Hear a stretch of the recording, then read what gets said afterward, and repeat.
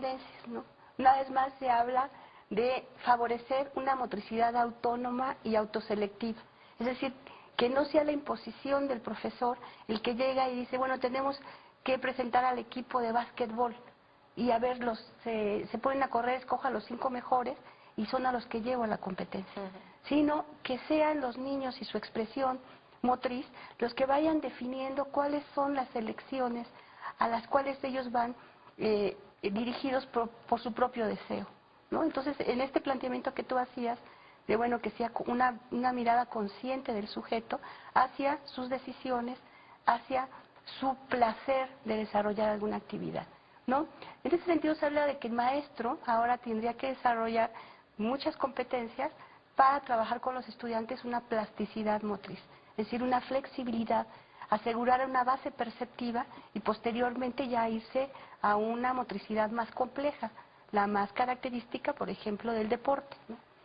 Motivar e incentivar el sentido de participación para interactuar. Esto que tú también comentabas ya, ¿no?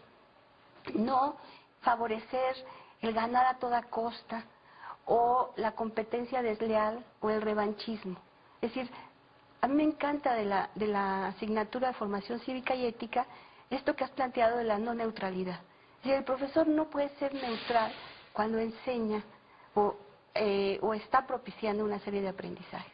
En este sentido, con el deporte es muy clara el papel del profesor para orientar una mirada ética de la práctica y no favorecer este tipo de situaciones. Bueno, evidentemente también por medio del deporte educativo, que tenemos la ventaja que a los niños les gusta, está en nuestra sociedad, y no se trata de desaparecerlo, como algunos han pensado, a partir de una crítica al deporte de competencia, que utiliza medios pues poco educativos y poco favorables al desarrollo humano para ganar a toda costa, sino un deporte educativo justamente que esté vinculado con prácticas de higiene, prácticas de autocuidado, prácticas de adquisición de valores permanente. Por otro lado, va a sonar un poco repetitivo, pero finalmente habría que remarcar que con el campo se vincula en el respeto a las reglas de convivencia. Cuando el deporte educativo tiene que estar normado, ¿no? En ese momento el niño aprende también a comportarse y a respetar al otro, a respetar la regla. Y en ese sentido, bueno, es un elemento que propicia la convivencia. La práctica del juego limpio, el trabajo en equipo, la inclusión. Tú hace rato comentabas el asunto de la inclusividad. Bueno, en el deporte, una de las cosas que se puede aprovechar muy bien como medio educativo es que todos deben participar, que no deben estar incluidos solamente los más aptos, sino que todos, independientemente de sus características físicas, tengan el derecho de participar en una práctica, pues que por sí mismo puede ser muy disfrutable, ¿no? Aquí también podríamos entrar al tema de las capacidades y las habilidades diferentes. Es decir, que el maestro debe desarrollar competencias para identificar a los niños y a los jóvenes, niños, niñas, ¿no? Y jóvenes, con diferentes habilidades y en el caso de que sean muy buenos, pues canalizarlos para que las desarrollen. Pero también en las habilidades diferentes, los niños que tienen otro tipo de características tendrían que incorporarse a estas prácticas. También hablabas tú del asunto del tacto pedagógico y el profesional reflexivo. Justamente es otro de los ejes pedagógicos del nuevo plan y programa de estudios para la educación primaria. Es decir, se está hablando de un docente que tiene que desarrollar también competencias para intervenciones didácticas acordes, para empezar con la etapa de crecimiento y desarrollo de los niños, que además tendría que trabajar también su capacidad para motivar el deseo para las prácticas, que no sean prácticas impuestas, ¿no? Esta posibilidad también de una práctica reflexiva permanente sobre lo que hace en el aula, en su sesión de trabajo, de una práctica reflexiva con los otros docentes, no solamente del campo de la educación física, no solamente del campo formativo, como tú decías, sino de las otras asignaturas que convergen en la formación del niño de educación básica. Es decir, es muy importante este principio pedagógico de la docencia reflexiva en la mirada actual no solamente de la educación física, sino de todo lo que se está tratando de impulsar, es decir, este diálogo pedagógico con todos los que intervienen, ¿no?, en este proceso. Y bueno, por supuesto, tú también lo has comentado, favorecer metodologías de intervención no directivas, sobre todo basadas en la participación del alumnado, ¿no?, más de resolución de problemas que de aprender etapas de desarrollo memorístico o, en el caso de nosotros, cubrir etapas de desarrollo motor, ¿no? Ya no me voy a detener mucho, pero decía yo hace rato de la identidad profesional y ética.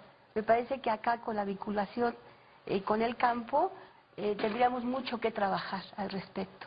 Es decir, en este diálogo, cómo ir generando, construyendo, porque no es algo que se dé de una vez y para siempre, sino que se construye justamente en el hacer del docente una identidad profesional acorde, ¿no?, con las necesidades y demandas pues de nuestra época. Me parece que acá hay también mucho que trabajar. Habíamos comentado sobre el tema de valores y género e interculturalidad, que sería digamos, el último eje pedagógico de la educación física. Fundamentalmente, acá se está tratando de que los docentes partan de una mirada incluyente, ¿no?, que no dejen fuera la realidad del país, tú ya la apuntaste, y esta diversidad que es indispensable considerar para la convivencia humana. Muy bien, pues podemos ver cómo están estrechamente articuladas las tres asignaturas en el bloque del campo formativo para el desarrollo personal y la convivencia. Y esto le plantea al maestro una posibilidad de integrar una experiencia educativa consistente, integradora, pero también le plantea un reto. Y esto, en el contexto de la reforma, pues es muy importante señalar. Por un lado, le posibilita que las experiencias de aprendizaje rompan un poco, diluyan un poco la separación entre las asignaturas, justamente identificando en los aprendizajes esperados aquellos puntos de encuentro, aquellos ejes en donde unos se nutren a otros. También en algunos propósitos ya marcados en las asignaturas o en algunas, incluso en algunas actividades sugeridas. Esta posibilidad no solo se da para el campo, sino se da para todo el currículum. Entonces, el maestro tiene esa posibilidad y se hace una propuesta, se le hace una propuesta en el contexto de la RIED de cómo justamente diseñar secuencias didácticas integradoras de tal manera que pueda ser una asignatura la que lleve, digamos, el timón. Por ejemplo, en las propuestas que se incluyen en el bloque del campo formativo para el desarrollo personal y la convivencia, sugerimos que sea en educación artística y educación física las asignaturas que lleven como el timón en esta integración, justamente porque son las asignaturas que hasta este momento tienen menos peso en el currículum y le queremos dar, pero lo podemos hacer con cualquiera. La idea es encontrar una metodología con la que el maestro se sienta cómodo, una metodología de diseño de secuencia didáctica que le permita establecer estos puntos de encuentro. Sin embargo, en la experiencia que tenemos con trabajo docente sabemos que también le representa esto un desafío, porque por un lado tiene que conocer nuevos programas y no solo conocer el programa en su estructura, sino que incluso hay lenguaje nuevo, como corporeidad, por ejemplo, ¿no? Como no sé, o muchas otras nociones de las tres asignaturas que para el maestro son relativamente nuevas y que aunque pueda entender a primera entrada su significado, no es lo mismo que tener ya toda una apropiación. Entonces hay un proceso, el maestro tendrá que seguir como ese proceso paralelo de conocimiento y apropiación de cada asignatura y de integración de la asignatura con las asignaturas del campo y con otras asignaturas del currículum, porque aunque el programa está diseñado por asignaturas y están marcados los campos, la idea es que esta integración se vaya haciendo en general. ¿Cómo se puede superar este desafío de la mejor manera y de manera pronta? Porque pues ya tenemos que estar aplicando esa pregunta. Quizás se pueda responder con una recomendación metodológica a partir de la propuesta que hicimos en la integración del producto final. ¿Qué nos podrías decir? ¿Cómo resolver este tema de la integración? Pues en principio aceptar que es un reto, también que no se puede hacer de manera aislada, que se requiere fortalecer el trabajo colegiado en las escuelas, que sí se tiene que poner mucha claridad cuál va a ser la asignatura que va a llevar el timón. En este caso, la propuesta que se hace de la secuencia didáctica, nosotros retomamos una experiencia española y por eso utilizamos la motricidad integral como un eje que permitiera vincular como metodología tanto los aprendizajes esperados, ¿no?, en cada una de las 3 asignaturas del campo, para el bloque 5, no, perdón, para el bloque 3, que es con el que hicimos el ejercicio, y entonces, bueno, fuimos elaborando, nosotros proponemos como metodología elaborar cuadros en donde se vaya dando cuenta de, bueno, cuáles son los propósitos, los aprendizajes esperados, las estrategias que utiliza cada asignatura y después ir acercándonos a las estrategias didácticas para después, evidentemente, empezar a desglosar las actividades por sesión.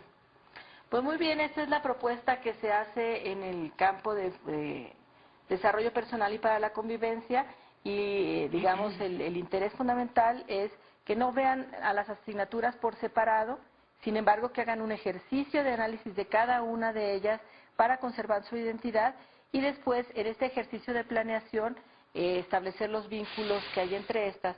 Esto les permitirá tener un trabajo docente mucho más articulado y también será más fácil que luego incorporen todos los elementos relativos a la evaluación de lo que se ha planeado.